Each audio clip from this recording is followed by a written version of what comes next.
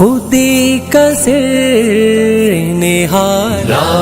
الہ الا اللہ۔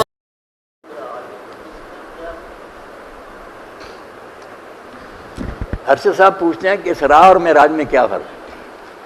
اسراء کا ذکر تو سورہ بنی اسرائیل میں ہوا نا، پہلی آیت میں، سبحان اللہ یسریٰ بعبدہ لیلا من المسجد الحرام الی المسجد الأقصى، کہ پاک ہے وہ اللہ جو اپنے بندے کو رات رات لے گیا مسجد حرام سے مسجد کا۔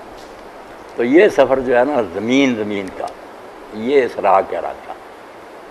کبھی مرتبہ اسراء میں معراج بھی آ جاتا، معراج میں یہ بھی آ جاتا، کوئی نہیں، ایک ہی سفر ہے نا، دو حصے اس کے، مگر اصل یہ ہے کہ مسجد حرام سے مسجد اقصیٰ تک اسراء ہے، اور وہاں سے آسمانوں کی طرف جو چڑھائی ہے نا، ثم عرج بی رسول، پھر مجھے آسمانوں کی طرف لے جایا گیا، وہ معراج ہے، اوپر چڑھنا جو نا، عروج سے نا، عروج اوپر کو جانا، پھر حضور علیہ السلام آسمانوں پر گئے، وہ حصہ معراج ہے، پورے ایک ہی رات میں۔